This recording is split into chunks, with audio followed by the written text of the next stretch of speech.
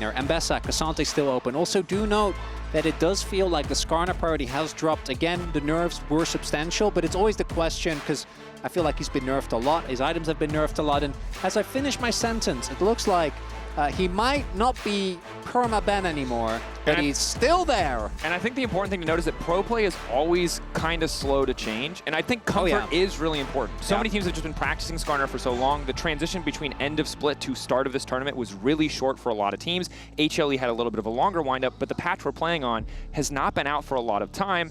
And Skarner, while it didn't really work for TL, it's still clearly a solid champ when it comes to fighting those engages. But the immediate response from the side of top esports is going to be the Vi, showing us that early indication of a pick composition. We'll see what other kind of dive options they want to pair alongside it. Could just be Mbessa.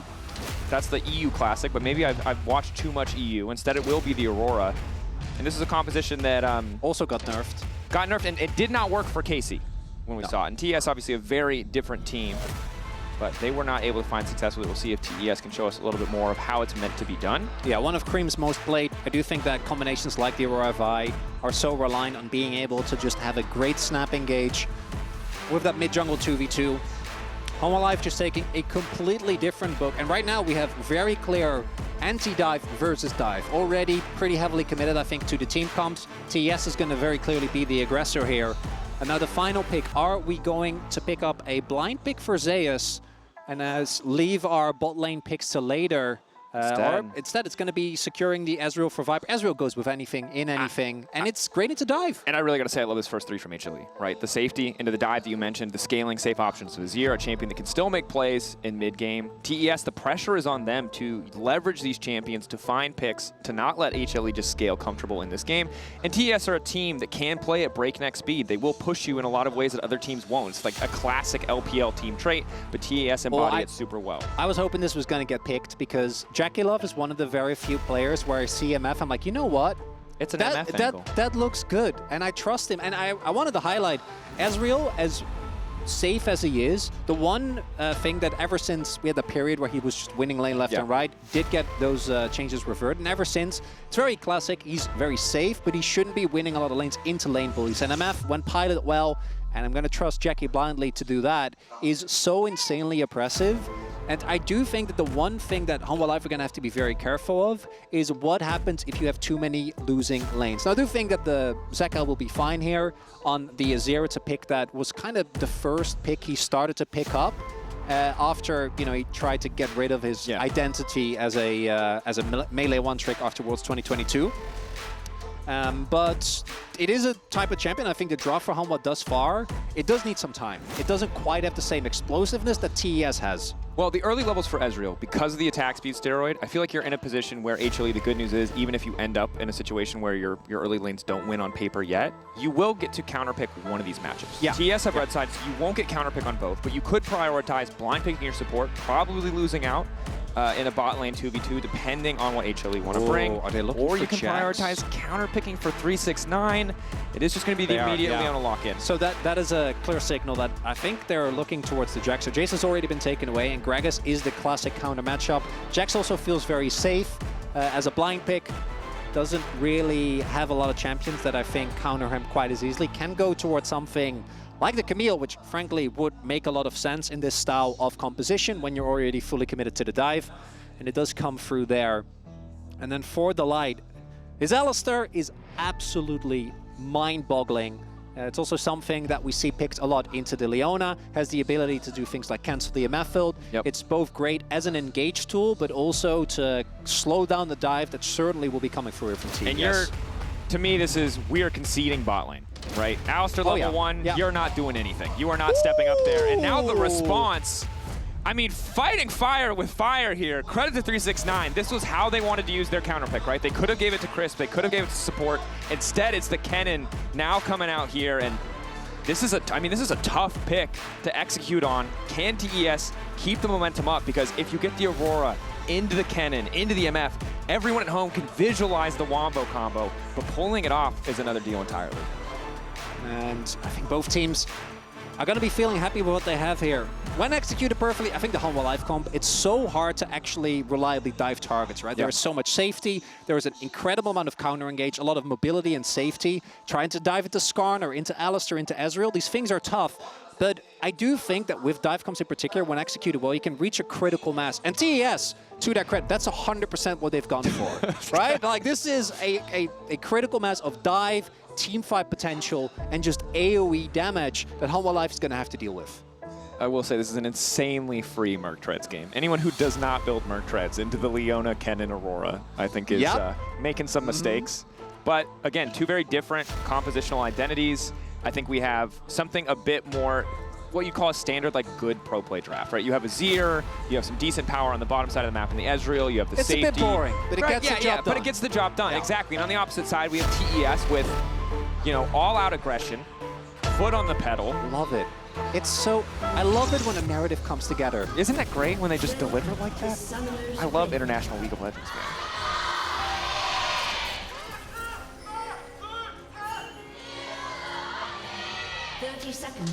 I can't believe you get to do this every week where you just get the excellent cheers to start. LEC so fans, fun, we're right? stealing this. We're taking this home, we're taking it. No, the fan chants are amazing. I also have to remember to stop yapping, because I definitely yapped in the middle of our last game too. Anyway, here we are. HLE versus TES, LPL versus LCK Showdown. Earlier, NA versus EU. Very much one of the favorite NA. We'll see what happens here. TES, a team that improved immensely, that rose up from the lower bracket to make it here against AL. HLE with Zeus, you know, yes, it did go to game 5 every single time, but they always managed to clutch it out, as you heard from the analyst desk. Number 3, number 5 on the global power rankings, powered by AWS. And you know what the good news is? Now that we've seen 4 out of 5 teams play, I think we can finally say that lane swap should are we not? Is this not premature? No, I'm going to say it. Longer? I want to live in if I'm living in a world of ignorance, at least I'm living in a beautiful world, you know? Wow. Of 1v1s, where currently Zeka is suffering a little bit at the level 1 here. Aurora, very obnoxious to lane against. Creme really doing a number on him there. And you mentioned earlier, right, these two players, Creme and Zeka, very similar trajectories. Zeka, obviously higher heights, you said it yourself, won Worlds, but two players who were criticized for limited champion pools, but have over the years, we found that glow up as 369. Not sure if he was managed to hit the edge of the lightning rush there. Counter-Strike does hit, grass proc as well for Zeus. Not a bad start, honestly. We'll have to see how this matchup is going to play out again. And it's funny because 369 on a carry is something that he originally was known for, then he kind of rebranded as a tank player. And again, Man's had a lot of rebrands. In 2023, the best tank player that we had throughout basically the entire year. Absolutely incredible. Large reason of why the team fighting of JDG at the time looked so insane. Then Hingham Knight creating so much space for Ruler, who obviously made it back, but not here right now. But we will see, as that Kennen matchup can definitely feel a little bit rougher. And I think once you get your first back and Kennen starts getting some AP, get some levels in Q, that's when it's really going to start hurting for Zeus, as we do see the health bars here in mid equalized a little bit. Zek also going for lethal tempo, so is going to really improve his DPS as we get towards the later stage of the game in these longer drawn-out fights. And also might want to look for that here, because Creme, with Electrocute, you're not going to out-trade him in the short trades. And Zeka, a lot of CS being dropped here. Creme keeps the pressure off. I mean, but credit to Zeka. Good movement in the early levels means he hasn't lost too much HP. That first level 1 trade going against him, but managed to dodge at least 2 Qs and an E from what I counted before, taking the back half of the weirding there on the trade. Reminder that Aurora was nerfed in terms of AP scaling, not the base damages on this patch, so the early trades still are going to hurt from Creme, and Peanut still just continuing to clear through jungle. I think a race to 6 for both these junglers, most likely. Yeah, and Kanavi obviously going to have more early pressure. I think the Skarner ganks, unless someone really overextends, aren't looking too wide. And also, the lane where I think you have the most kill pressure, which would be with the setup of the Jax, is also really hard to gank. Reliably locking down the cannon is always a bit of a nightmare. And Peanut just going to be looking to get to his, as you point out, get his ultimate as soon as possible, and then act as either the engage, because I do think that Alistar can sometimes struggle as solo engage, so having some backup there is nice. I also want to highlight that the light, obviously, you're playing any cannon, you have to go exhaust. It's basically a prerequisite. does mean that there might be an opportunity for JackeyLove and Crisp, because as far as raw combat power goes, in the 2v2, I think the barrier ignite is going to feel a lot better than the cleanse exhaust. I mean, favored certainly in the 2v2 and in the summoner spell selection. Yeah. Viper will back, picks up the tier. JackeyLove, similar scaling option in the form of the Cole, just trying to get more money into his pocket. Kind of knowing that Ezreal is going to go back for... I mean, Ezreal's first back just kind of sucks, right? And that's one of the downsides of the pick. The first few levels really strong because of the power of the passive. You reset, you basically buy nothing. So. As well, we have a late lane swap coming through. Rotation both sets up a possibility for Grubs. It's going to put, I think, TES pretty far behind. And Zeus is able to catch this wave as well. And this is something you talked about in draft as well. With the Leona locked in with some of the bans that we saw in second phase, it's a great Jax angle because it's just so hard for Leona to dive this champion. So while it's not the traditional early level lane swap, the changes only affect the first 3 minutes of the game. So happy to just swap down around a Grub setup. Very reminiscent of kind of an optimal play from last year where you just have this 5-minute swap to topside for the first Grub spawn. Kanavi is, or 369 rather, is still holding on to his TP, does have that available. So we'll see what the response is going to be. Obviously, want to match the top side because they want to keep the... Okay, Creme fishing. That ult is gone. And actually, I think the level 6 spike for TES is completely bonkers, right? I think even though there was a lot of scaling on Hanwha Life, it's going to take a lot more time before they have the same level of lethality as that gets cancelled. That's big. 369 has the empowered auto, waiting for the counter strike. Good timing coming in for Zeus. Now 369 is going to ult. But Zeus taking that ult is fine. They just lost both of their big team fighting ultimates. They do not have it for the Grub fight. HLE very comfortable to start that objective, knowing there's not really a good counterpunch from TES. I mean, good patience from the side of HLE to just get the ulti out on the bottom side. Mid lane Creme was a bit overeager, thought he could find the kill right before the back completed. Even if you cancel the back, I think that will net you the For what it's worth. Never mind, we'll talk about it later. Fun back from Delight after Proc. This is going to be rough. Nice. Hit coming in there from Crisp. Delight trying to walk away. Ball breaker will not connect from Kanavi. Just going to back off. Very close to being a disaster. And in the meantime, the Grubs are still just being hit. Damn, without those ultimate, like, I do think for 369, because he TP'd, him using that Kennen isn't that big a deal, because realistically, he was never going to be in the Grub fight because he had to catch the bot wave. But yeah, I agree. The one, not having the Aurora is a big deal. Sets up nicely for JackeyLove as well, as in they go again. Like going Peanut here, level 6. Kanavi might try to kick this one off, but Ezreal hasn't taken any damage. An excellent interrupt from Peanut! Hard read on Kanavi, but now the fight coming through. Alistar, no level 6 means he's easy picking. JackeyLove gonna try to pick up the kill, but he doesn't have any mana. Kanavi now running. JackeyLove caught in the 1v1, forced to flash out. Viper continuing forward, needs to land each and every single Q. Hits one, just not quite enough damage to finish the job. Yeah, barrier was still there. I think otherwise Viper might have flashed forward, fished for that. And this is what I was saying is... The rock! Doesn't stop it. Shields. Ooh. Shakes fist. Not even close, says Jackie. Gets his back off. And that is going to be a big gold influx there for TES. And it was Hanwha that started, and it's kind of what I was talking about, right? Even though Peanut gets an incredible 2-man ultimate there, it doesn't mean much because there was no damage follow-up. Yeah, I mean, again, Ezreal just now has Sheen. That would have been great. Yeah. And it's an Alistar with exhaust, no ignite. You just don't have damage. And without the Alistar ult, you didn't have the tankiness either. Good recognition of their own strengths, right? TES not a team that hesitates to pull the trigger. If they think they have an advantage on a fight, they're taking that fight. And I think their read might have been that Kanavi had already gone for the back there. Yep. Beautiful ult from Peanut there, actually catches Kanavi mid-Q, but there is still more than enough damage available here. And without the damage on Viper, like, just not going to be able to take anyone down. And this is also, these are the situations where you really do see the nerfs to Skarner. Like, otherwise, a couple of patches ago, Peanut would have got that grab, and it would have been at least a kill, possibly a double. Yeah, you would have had the E up more reliably, you would have had 2% more max health damage, a bit more slow, probably could have finished it out. In this case, it was not enough, and again, a brief window of opportunity, very well capitalized on by the side of TES. Ezreal does not do damage, even though Viper, I feel like, landed every single ability. Just did not matter. It will be a different story with the Sheen, but still not that crucial first item spike, as JackeyLove, no surprises, just rushing for a little bit of extra lifesteal, just so he can eat that poke and continue that endless push that MF can just bring to the table. Yeah, it's the classic on MF. You get the BT, get to just strut around unbothered. Any poke that does come through from Ezreal, you can easily shrug off. And we also see Zeus and 369 are still... Okay, there's a level 6 for Delight. Hoping to get the ulti, and they do manage to get it initially. Aftershock there, but Chris too damn tanky. Now the ulti comes in from Viper. It's a little bit wide. Peanut finding the knockback into the wall. Kanavi locked up once again. They managed to walk out of the ulti coming in from JackeyLove as well, but still good damage going down. Ulti again coming in from Kanavi, but they managed to find the kill. Viper still in touch for now, but JackeyLove does it to finish a kill. Zeka on the way up. The slide, the glide, the flash available. He can find the angle, but doesn't need to. Chris taken out as well. TES trying to rinse and repeat, but Alistar's level 6. That was not easy pickings. Feet of Warfare claimed. Viper popping off.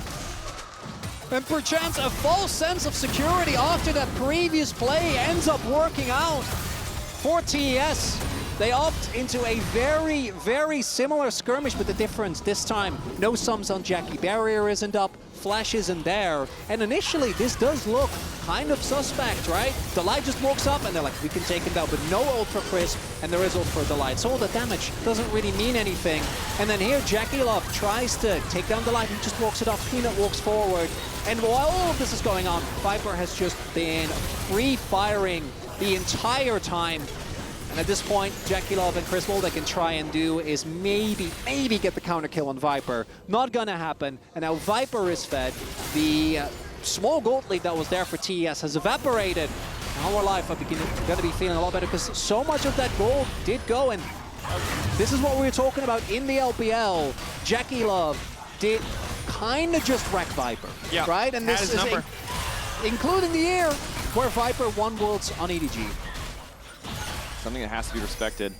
But JackeyLove, Crisp, Kanavi, like the play on the top side just did not work out the way that they wanted to. Over-ego burned a lot of cooldowns on the Alistar, and the second that JackeyLove's ult is just not full hitting an Ezreal, who can just shift out, the play kind of fizzles. Ultimately resulting in those 2 kills, accelerating the rate at which Viper scales into this game.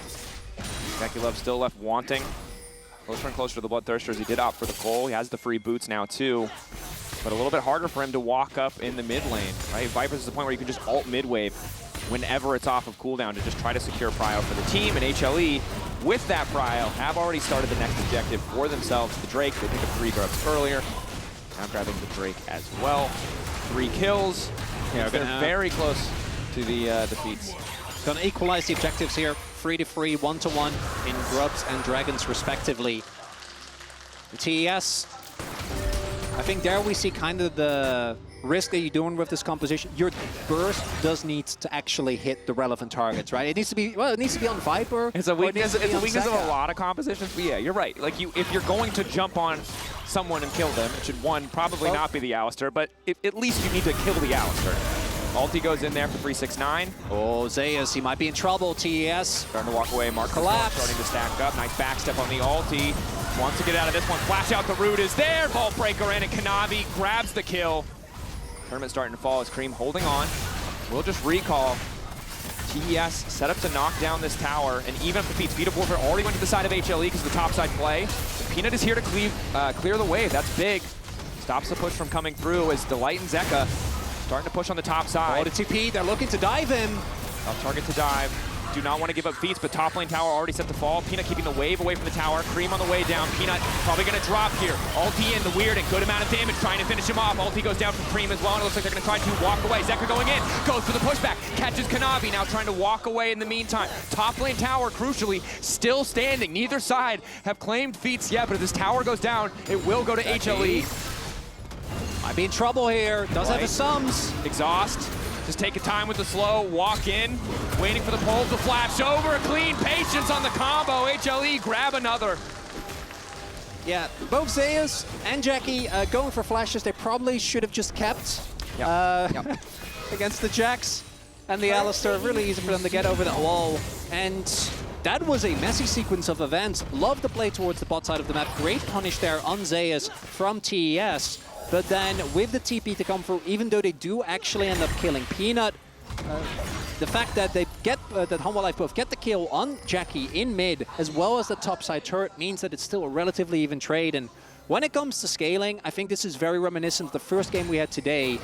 As much power as there is for TES, I do think once you start losing control, actually finding the flanks that you need for this composition to work become harder and harder. Because for 369 and Creme both, honestly, they're going to be so much more lethal if they can get into the backline unchecked.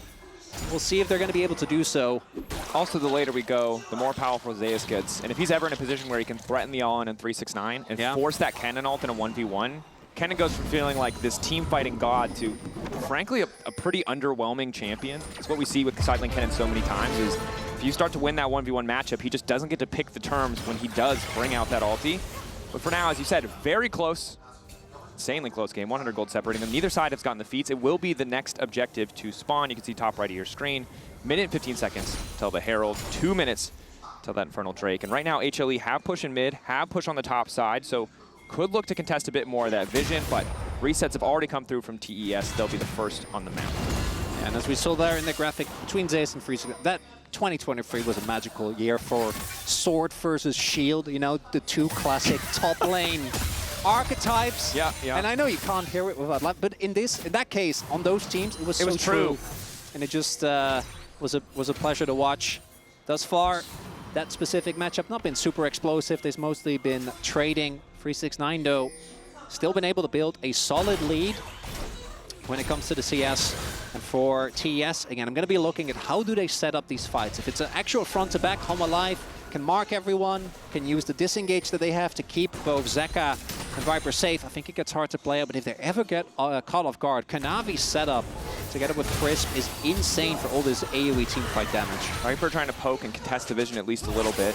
Reset coming through from 369, moving back to the top side of the map. Does have flash, has TP, level 11, so second rank in ultimate. He will hit like a truck if he can find that key target. And it's so tense. Some of this is just going to come down to setup. Can TES find that angle? Crisp not afraid to just step forward. Is Zeka waiting over the wall? We'll get a bit of poke down. We'll take away the Celestial opposition. All right. This is the fight we've been looking for. An actual skirmish here. Zeus does have his TP. I imagine he's going to look to enter the fight. Look at 369. Last objective for either side. HLE poking. TS not too scared yet. TP and there's a commitment. Now HLE can start to step forward with a bit more confidence, knowing that they're matched out. Weird and connecting on Peanut. I mean, not the ideal target. Kanavi, it might just come down to the 50-50. Will they concede this one? He goes back in, manages to get it. That's the piece of warfare. Chris instantly over the wall. Viper off to the side, but it's a little bit awkward because here comes Zeus. One taken down, a second to follow. Feats of warfare secured, but it cost them 2 members of the team. Cool. I don't think you're going to be feeling too good about that trade because that's not all. Immediately the 2 kills go over. The shutdown, by the way, that Kanavi was sitting on goes to Viper. And I think at very least they get Dragon. We'll see if they can get mid lane turret as well. Hanwha Life are going to take that any day of the week. JackeyLove and Creme are defending, so doesn't look like it's going to fall now. And that's actually a lot of chunk damage that they were able to find. Peanut is doing this alone. And I think that they should be able. Kanavi, obviously, no way to really get here quickly, but that's HLE TES. They're not going to give it to him for free. Trying to make the fast play. Creme getting chunked, but 369 is a big threat with that ulti. 2K getting lower. 369 debating where to go. The objective already down.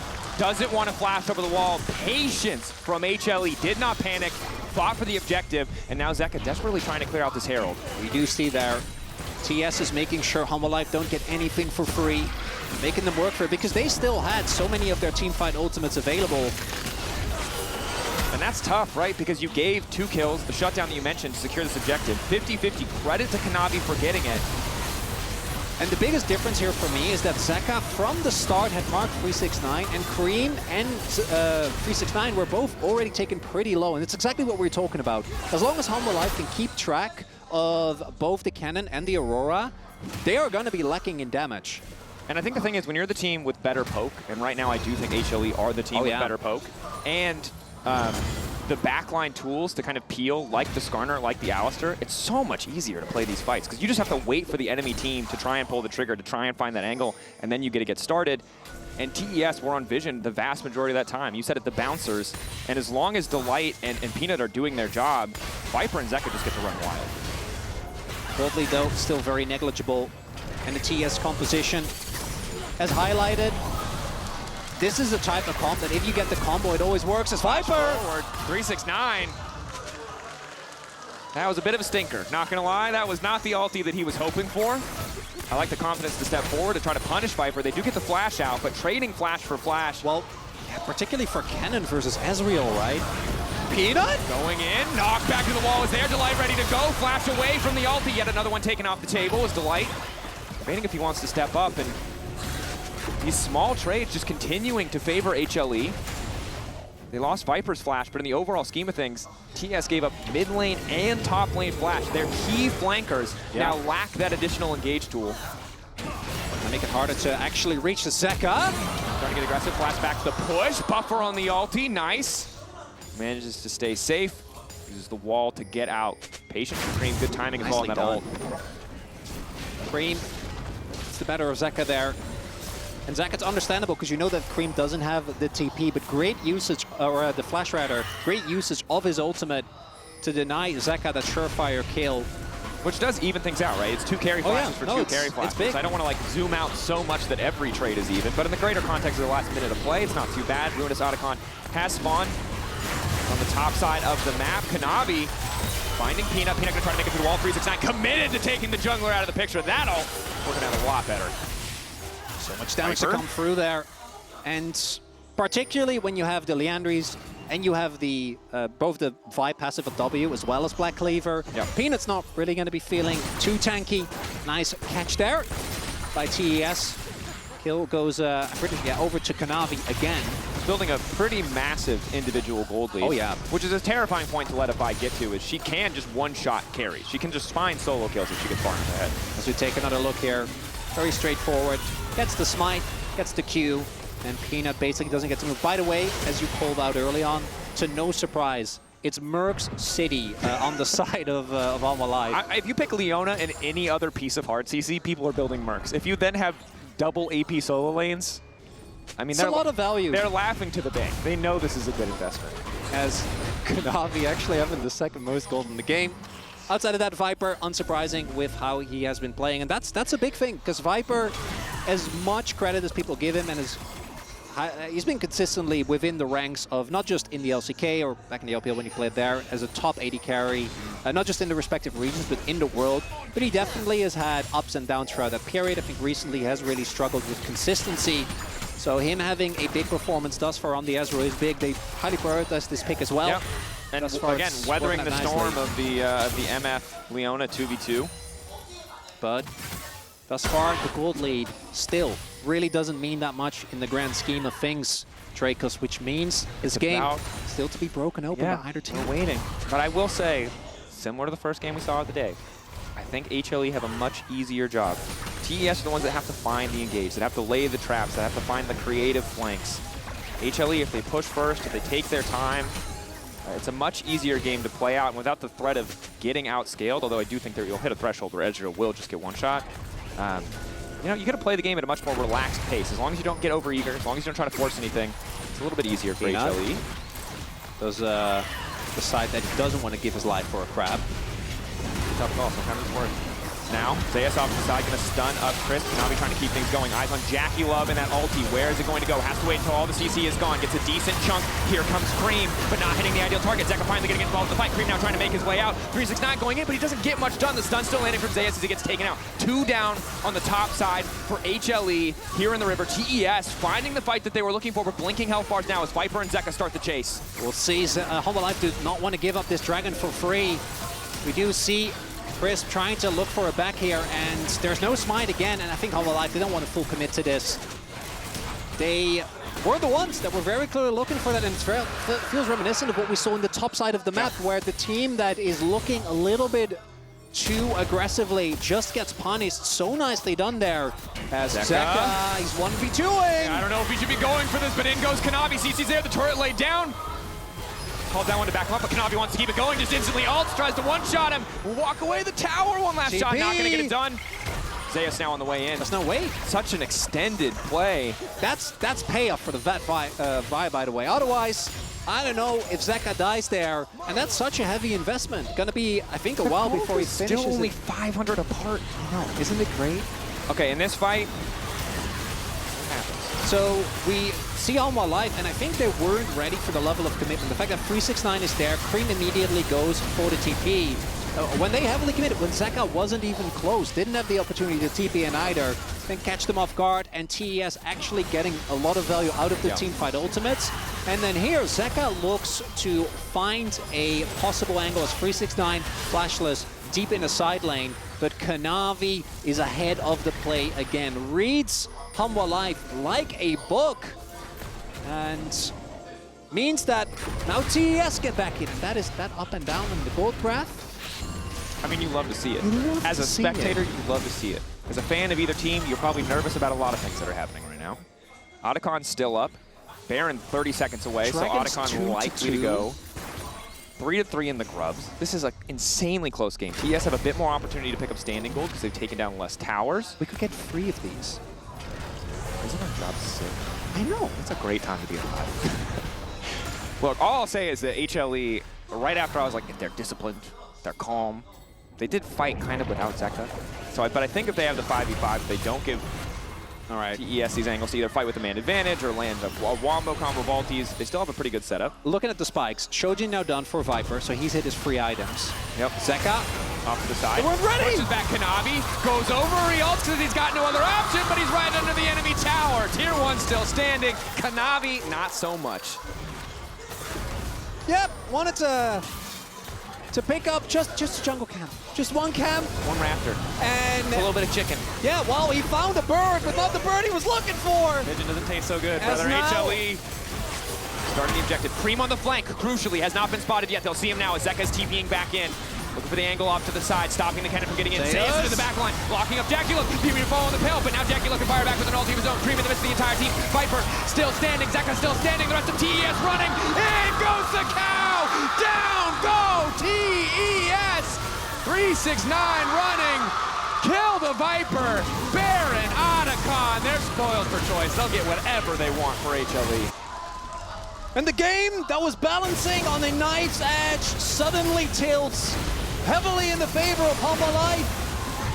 That was a 5-0! Yeah. And it starts all the way back here. You see Otacon starting to fall. Kanavi just wanted a raptor. Maybe thought he had a pick. He did not. Gets way more than he bargained for, and then Hanwha Life immediately gets the setup. Zeka marks Creme, and look at the light as well, ensuring that 369 doesn't actually get the flank. It looked like the backline was at risk. They weren't.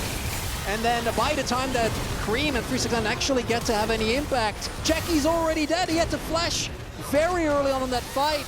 In this game from 369, I think this Kennen is so hard to play because Azir and Ezreal just walk away. They just leap out of your range the second that you go in. And it's exhaust Alistar. It's a rough one. That's a roughie. Now Otacon has been taken. Also the type Otacon that does actually... Flowers Otacon. Yep. Some more XP. I thought you were talking for a second there about Captain Flowers. Like, does he really like Flowers it? Otacon. Because it's bloodthirsty? Flowers, like jungle champ, Flowers Otacon. Yeah, I could see it. Now, Drake's still 2-2. Next one is spawning in about 45 seconds. So Hanwha Life, they're doing their homework, just clearing the jungle of vision, looking to push up these lanes. And I think that for TES, contesting this one is going to be a nightmare. I think the struggle is, while you have the Leona, and she's great in the context of that 2v2, it's not the Rel or Alistar in the sense that you can get that multi-man, hard CC reliably to set up for some kind of combo. It's just difficult to play the game out. And certainly, the name of the game right now is survival. 1.5 minutes left on this Baron, 3 more waves to play with. Yeah, we're also getting to the point in the game where the gold lead on the Vi isn't going to feel nearly as good as we're just looking at these 5v5. Zeus, possibly a target here, but he backed off in time, and we see TES hovering very heavily towards the top side of the map. I don't think they're going to be looking to contest the dragon that's spawning, but seemingly Hanwha Life also not too interested. Wanted to make sure that they get these turrets before that Baron buff times out. Zeka, he's just always biding his time. He's waiting. The wall wants to get 2, and he'll find them! Patient Hunter finds the prey. And now TS might just be out of this one. Delight keeping the fight going, knowing doesn't want to give them a chance to clear the waves. HLE keeps pushing. Zeus is here. The counter-strike over the wall. Aurora can't even get into the ulti to escape. HLE bloodthirsty. Not looking to give this one up. Knocking down Christmas. Somehow Peanut gets the kill credit. Flashes his penguin. And with the Baron buff, that's going to be it. Hanwha Life, their track record in game ones remains as strong as it always has been. Kanavi Q flash. Just to show that he can. HLE, back and forth game. It was so damn close right up until it wasn't. HLE find the fight, they find the objectives, they find the pick, and they take game 1. 2 more of those. Thank you very much. As Hanwha Life, after a long and drawn-out fight, just continuously, we saw the poking and prodding. The TES, they couldn't break the armor. They absolutely could not. 1 or 2 good looks. Picks did not come through. But at the end of the day, that's only game 1. We're going to be back with game 2 shortly. In the meantime, we're going to send it to a quick break. Don't go anywhere.